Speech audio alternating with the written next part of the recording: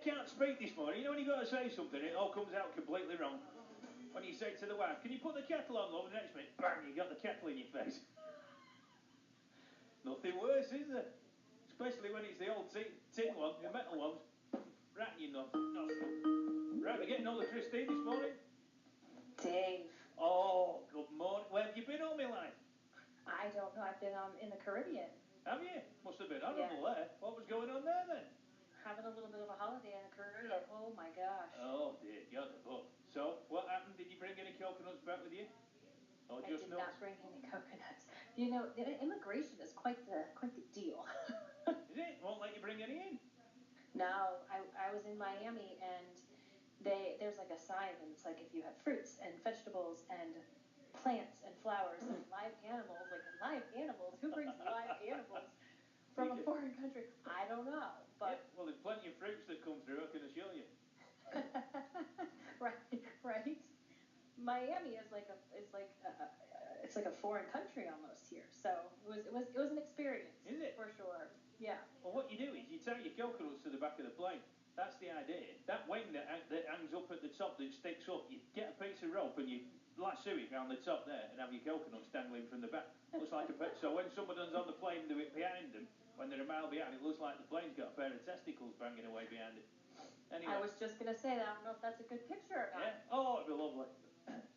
Everyone's going, look at that, what is it in the air? Oh my gosh. Anyway, so what are we talking about today?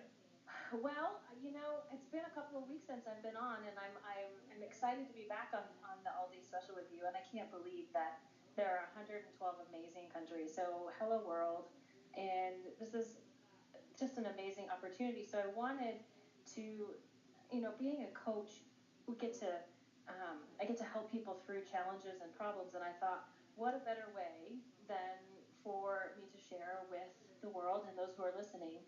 I'm working through a personal challenge, and I thought that'd be kind of cool to just sort of show people and talk to people about how I'm doing that. And so I thought I'd go ahead and do that today, because who's not ever had a challenge or a problem that they're, you know, working through, and maybe there's some need for some strategy. So I'm just going to sort of talk about a little bit about, you know, what I do, and then I'm going to actually talk about this situation that I'm having and how I'm working through it. So, you know, the first question I ask is, what is a challenge or a problem?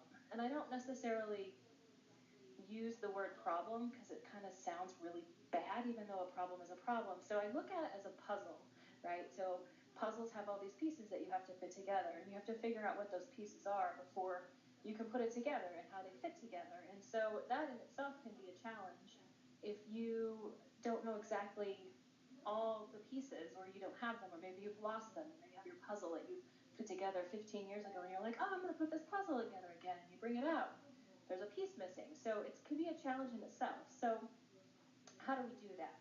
We set ourselves up with success in a few steps. And so the most important thing for me, and like I said, I'm going to get into this actual situation that I'm working through, is to take that pause, to have a moment, to take a pause and collect your thoughts. Because I think that we always get in that space where we react and we don't know all the answers and we don't have all the facts, and we make up stuff in our head. So take a pause, take a moment. I'm stopping. Okay, pause. Can you hear me? Take a pause. I can. Right, just let me. Right, I'm gripping the chair like you won't believe now. I'm pausing. Good. Are you supposed to clench your buttock cheeks at the same time when you do this? You certainly could do that. All right, well, I'm pausing. Go for it, right? Oh. Oh my gosh. So there's also the take a breath. I can't breathe in at the same time. You got to be flipping out. I'll end up in accident and emergency if I do all this at the same time. You have to practice. So this is pretty easy if you practice. So you take this breath and take this pause, because we don't want to be reactionary. We want to be thoughtful about how we're working through these things, because it can cause some unnecessary suffering if we don't. So there's this thing I do, and I call it heart breathing, and where you actually, and there's science behind this, where you actually put one hand on your heart and one hand on your head, and you actually take some breaths, and it actually syncs the pathways, and so you can have a little bit of a more calming way of working through these problems. So when this happens, we give us we give ourselves a space of looking at things are happening for us rather than things are happening to us. And I've talked about that before on the show.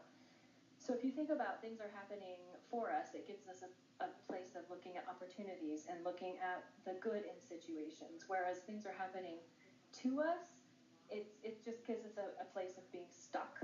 And it gives us a place of having judgment, and it gives us a space of not really taking that pause and having those moments.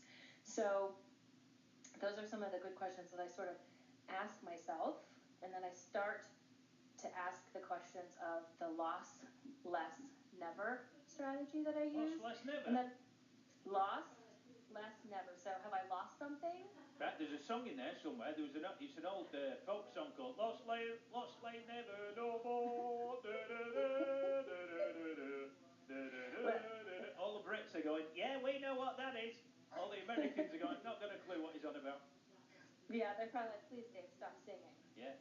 Nothing wrong with me singing. Sound like I've been hit by a lorry. It's lost, less, never. Have I lost something? Do I have less of something, or am I never going to have something? So those are the questions that I start asking myself, and then it really gives you a platform to figure out exactly what those pieces are of your puzzle. So I was hoping maybe we could take a small break, and then I can come back and talk to you a little bit about the situation and work through it using these strategies that I just talked about. Right. Name an Alexander O'Neill song. I don't know. I don't know. Don't you? Well, no. It's the opposite of Julie Andrews.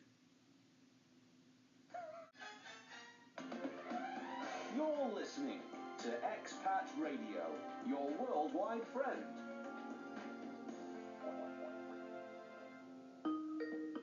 Oh my goodness. Oh my God.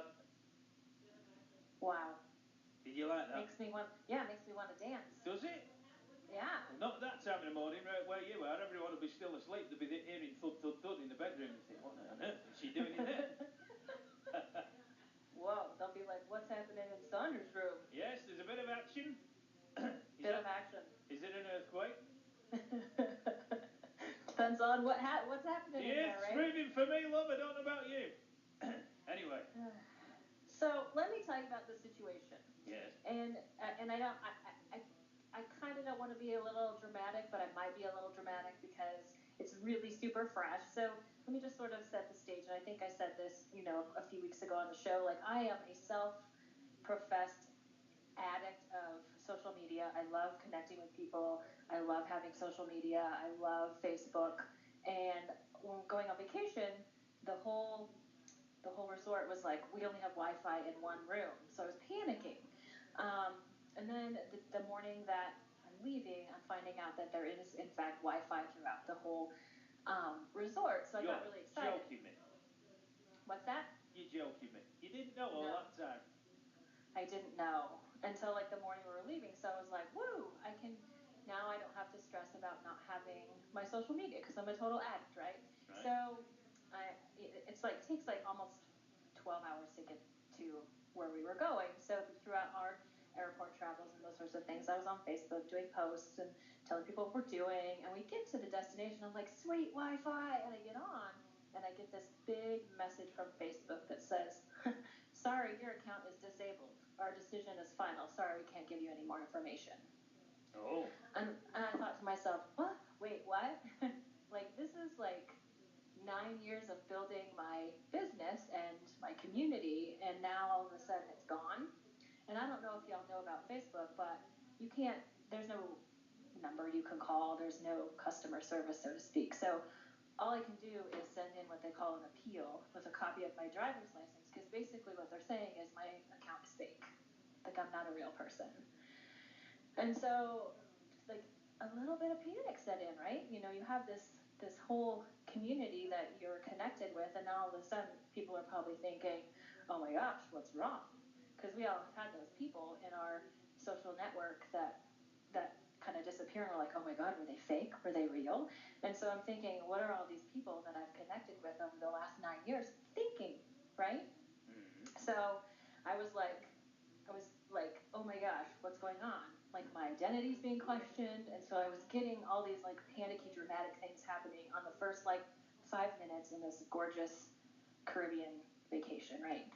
And so I thought, oh, I could let this ruin my vacation, or I could figure this out. And then I got really pissed. I got really mad. Did you? I was like, okay, I did. I got really mad.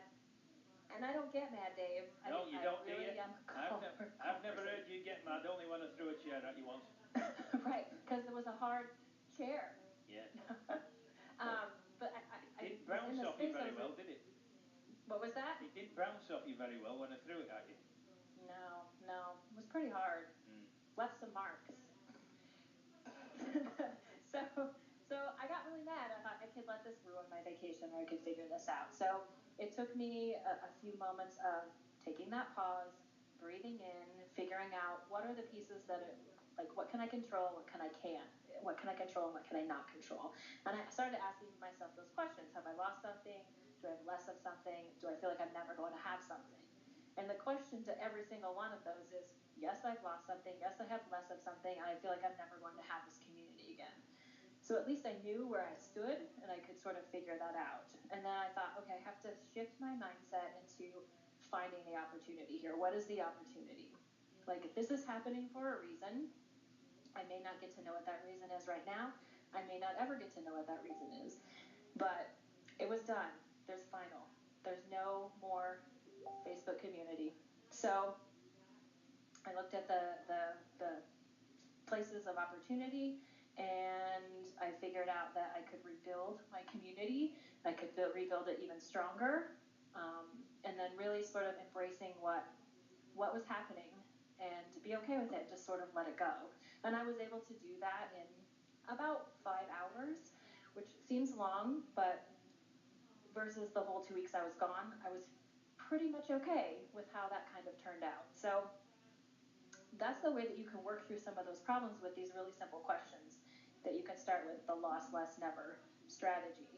And I was so excited. I got back and I was like, okay, I'm in Miami again. I'm coming home. I'm going to now I'm going to start a new Facebook community. So I was able to do that. And lo and behold, yesterday I get a message from Facebook that says, sorry, your account is being questioned again. So I'm not sure exactly what's going on. So nobody can get a hold of me on Facebook anymore, unfortunately. You must be really dodgy if they knock you back twice.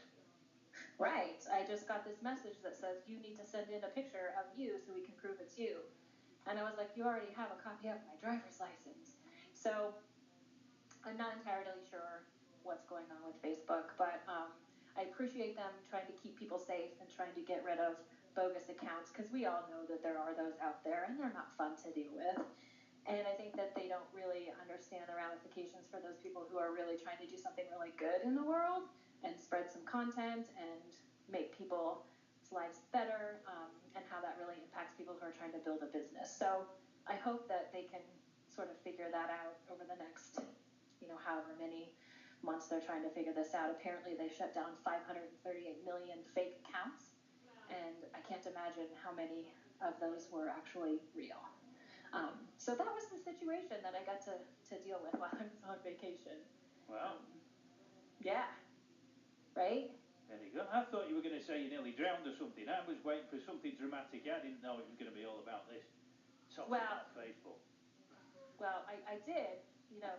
The morning I was there, I walked down the beach, and there's this beautiful big rock, and I was in my space. I was like, okay, whatever. I've done what I can do with this Facebook thing, whatever. And I was like, I'm going to step out on this rock. And I slipped and I went face first into this rock.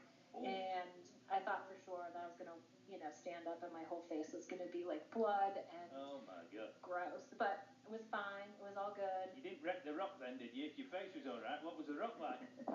Right. Well, I kicked it. I kicked that rock. And then, of course, I hurt my toe. So it was okay. But then the rest of the time I really didn't do anything but lounge around, get some sun.